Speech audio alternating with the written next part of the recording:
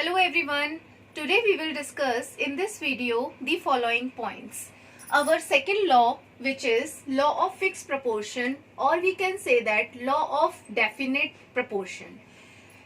And today we will discuss about what is atomicity, what are symbols, what are ions, and what is chemical formulas and how they are written, what are their laws or what are their steps. Okay, so let us start our second law, which is called as law of fixed proportion, or we can say that law of fixed ratio. इस law को समझाने के लिए हमने water example में लिया हुआ है. And in water is a compound, and in this water formula we have two elements, hydrogen and oxygen. अगर हम इस वाटर के फॉर्मूले में एलिमेंट्स के बीच में, एटम्स के बीच में रेशियो देखें तो यहाँ पर बेसिकली हाइड्रोजन के 2 एटम हैं और ऑक्सीजन के 1. तो एटम्स के बीच में रेशियो कितना है? 2:1. ओके, अगर हम इसका मास के रिस्पेक्ट में रेशियो देखें तो हाइड्रोजन के एक एटम का मास होता है 1, लेकिन यहाँ पर टोटल एटम्स कितने हैं? 2. तो 1 into 2 मास हो गया हाइड्रोजन एटम का, एंड एक ऑक्सीजन एटम का मास होता है 16. तो अगर हम इस वाटर के फॉर्मूले में इन दोनों के मास का रेशियो देखें तो it will come out 1:8. According to this law every chemical compound, okay, या every chemical substance has a fixed ratio irrespective of their source. मतलब किसी भी केमिकल कंपाउंड में एलिमेंट्स के बीच में हमेशा फिक्स रेशियो रहता है. जैसे अगर हम वाटर का फॉर्मूला देखें तो वाटर हमें कहीं से भी मिल जाएगा.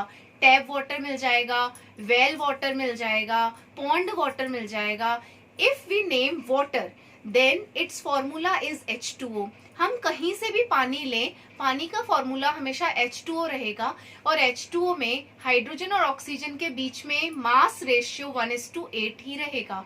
अगर हम रेशियो चेंज कर देंगे तो वाटर का फॉर्मूला बनेगा ही नहीं, H2O. तो this means in a chemical compound elements have fixed ratio irrespective of their sources. कहीं से भी हम ले, केमिकल कंपाउंड के फॉर्मूले में एलिमेंट्स हमेशा फिक्स रेशियो में प्रेजेंट रहते हैं. This was given by the scientist Proust. Okay, so we have in this chapter 2 laws of chemical combination. First law is law of conservation of mass. According to that, mass can neither be created nor be destroyed in a chemical reaction. Second law, law of fixed proportion. Got it? Now come to second concept. What is atomicity?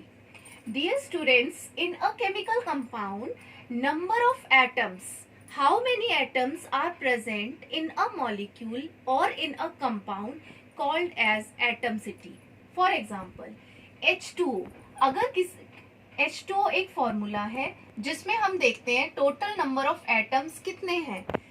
Hydrogen के 2 atom हैं. देखो dear students, जो भी number किसी भी symbol के नीचे लिखा होता है उससे हमें ये पता चलता है कि इस एलिमेंट के इतने एटम्स प्रेजेंट है. Got it? Because elements are made up of atoms. So hydrogen के कितने एटम है? 2. एंड ऑक्सीजन के इसमें कुछ भी नहीं लिखा हुआ है नीचे, ठीक है, सबस्क्रिप्ट पे.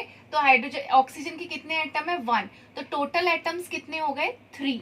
Got it? तो इसकी एटमसिटी कितनी हुई? 3. तो what is atomicity? Atomicity is number of atoms present in a molecule or in a compound.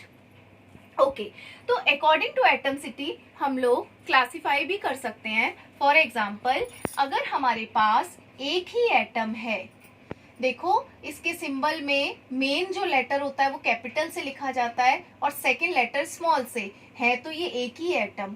अगर किसी भी फॉर्मूले में एक ही एटम होता है तो हम इसको कहते हैं मोनो एटॉमिक. अगर किसी फॉर्मूले में 2 एटम होते हैं, फॉर एग्जाम्पल HCl, एक H हो गया और क्लोरीन दूसरा एटम हो गया. Got it? तो इसको कहते हैं हम डाई एटॉमिक. अगर किसी फॉर्मूले में 3 एटम होते हैं तो वो कहलाता है ट्राई एटॉमिक. अगर 4 होते हैं तो पॉली एटॉमिक. ठीक है? Okay, so this is called atomicity. Now come to next concept, symbols. Symbols क्या होते हैं? जैसे देखो हमने इधर ही लिखा, जैसे ये ओजोन है, ओजोन का फॉर्मूला क्या होता है, O3।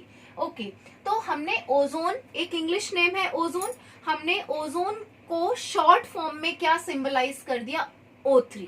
Got it. तो सिंबल्स क्या होते हैं, किसी भी एलिमेंट के इंग्लिश नेम या किसी भी एलिमेंट के लैटिन नेम्स का शॉर्ट रिप्रेजेंटेशन क्या कहलाता है, सिंबल्स। तो what are symbols, symbols are the short representation of elements names. अब हम सिंबल्स लिखने के लिए कुछ लॉज फॉलो करते हैं। फॉर एग्जाम्पल कि सिंबल्स जैसे मुझे लिखना है, सपोज मुझे सिंबल लिखना है ऑक्सीजन का, गॉट इट, मुझे सिंबल ऑक्सीजन का बनाना है, ऑक्सीजन इसका इंग्लिश नेम है, तो मैं क्या करूंगी, इसका फर्स्ट लेटर ले लूंगी सिंबलाइज करने के लिए, ठीक है। सपोज अगर मुझे मैग्नीशियम और मैंगनीज का बनाना है सिंबल, तो यहां पर मेरे लिए प्रॉब्लम क्रिएट हो गई, क्योंकि सिंबल बनाने के लिए हम फर्स्ट लेटर तो जरूर ही लेते हैं और सेकंड लेटर लेते हैं, ओके। लेकिन यहाँ पर क्या हो रहा है, फर्स्ट लेटर दोनों में सेम है, तो हम क्या करेंगे, सिंबल देने के लिए सेकंड लेटर पे जाएंगे, दोनों का सेकंड लेटर भी सेम है। फिर हम क्या करेंगे, सिंबल देने के लिए थर्ड लेटर पे जाएंगे, तो थर्ड लेटर दोनों का अलग है, तो मैग्नीशियम का सिंबल क्या हो गया, Mg, और मैंगनीज का सिंबल क्या हो गया, Mn। तो आई होप तुम्हें सिंबल समझ में आए होंगे। सिंबल्स क्या होते हैं, शॉर्ट रिप्रेजेंटेशन होते हैं एलिमेंट्स के, और सिंबल लिखने के लिए हम एलिमेंट का फर्स्ट लेटर या फर्स्ट लेटर और सेकंड लेटर लेते हैं, या फर्स्ट लेटर और थर्ड लेटर लेते हैं, ठीक है। तो सिंबल हम इस तरह से बनाते हैं।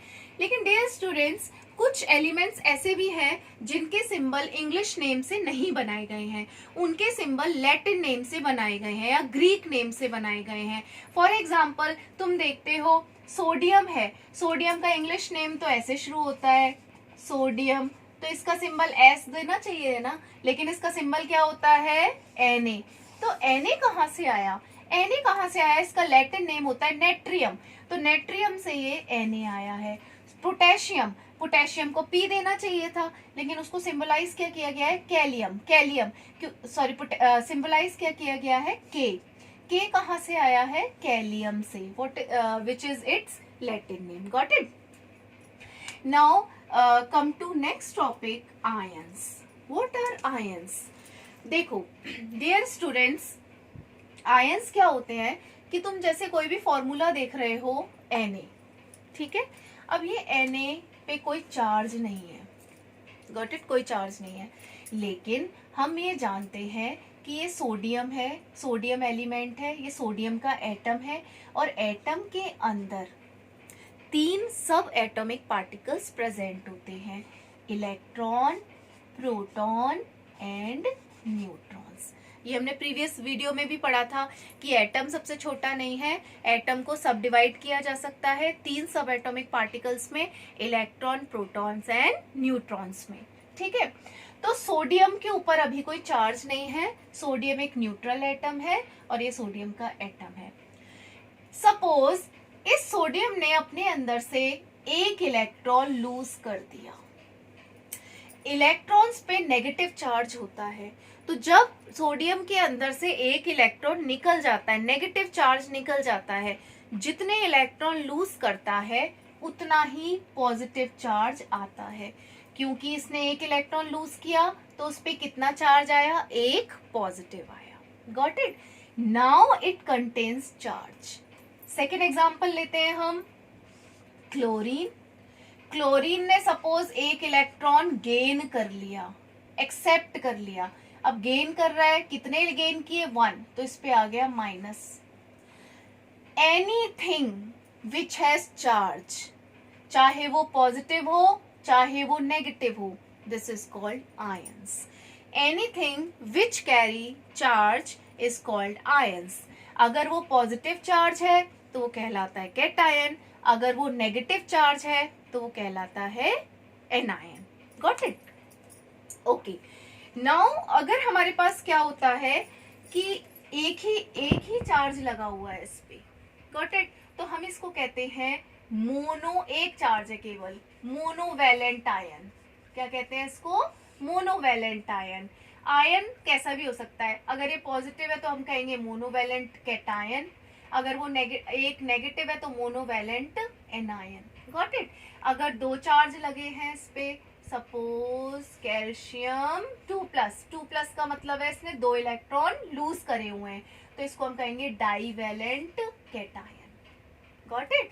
अगर किसी पे 3 लगे हुए हैं, Al+3, इसका मतलब इसने 3 इलेक्ट्रॉन लूज किए हुए हैं। Dear student, don't be confuse about that. अगर हम इसको ऐसे लिख लें, अगर हम इसको ऐसे लिख ले, एक ही बात है, +3 लिख लो या +++ लिख लो, एक ही बात है। Got it. तो इसको हम कहेंगे ट्राईवैलेंट आयन। और अगर हमारे पास बहुत सारे एटम्स हैं, सपोज ये बहुत सारे एटम्स हैं और उन पे कुछ चार्ज है, this is called poly atom हो गया। बहुत सारे एटम है तो पॉली एटम, और चार्ज भी है तो poly atom ion, poly atom ion. और क्योंकि इस पे नेगेटिव चार्ज है तो poly atomic anion. Got it. So I hope तुम्हें समझ में आया होगा। ये एक बार फिर से क्लियर कर देती हूँ। आयंस क्या होते हैं? एनीथिंग विच हैज चार्ज, और इलेक्ट्रॉन के लूज करने से पॉजिटिव चार्ज आता है, इलेक्ट्रॉन को गेन करने से नेगेटिव चार्ज आता है। पॉजिटिव चार्ज वाले आयंस को कहते हैं कैटायन, नेगेटिव वाले चार्ज आयंस को कहते हैं एनायन। और जितना चार्ज होता है, एक चार्ज है चाहे दो चार्ज है, तो उसके आधार पे हम आयंस को क्लासिफाई भी करते हैं। अगर एक चार्ज है तो मोनोवैलेंट बोलते हैं, मोनो मतलब सिंगल, वैलेंट का मतलब चार्ज, मोनोवैलेंट। अगर दो है तो डाईवैलेंट, तीन है तो ट्राईवैलेंट। और अगर हमारे पास बहुत सारे एटम्स हैं और उस पे चार्ज है, बहुत सारे एटम्स को पॉली एटम बोलेंगे, लेकिन चार्ज भी लगा है इस पे, तो poly atomic ions, poly atomic ions. Positive charge है तो पॉली एटॉमिक कैटायंस। ओके।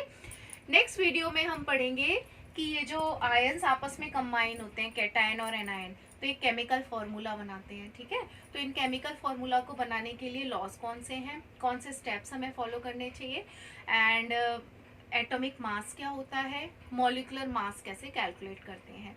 तो तुम्हारा ये 3rd चैप्टर फिनिश हो जाएगा। Thank you so much.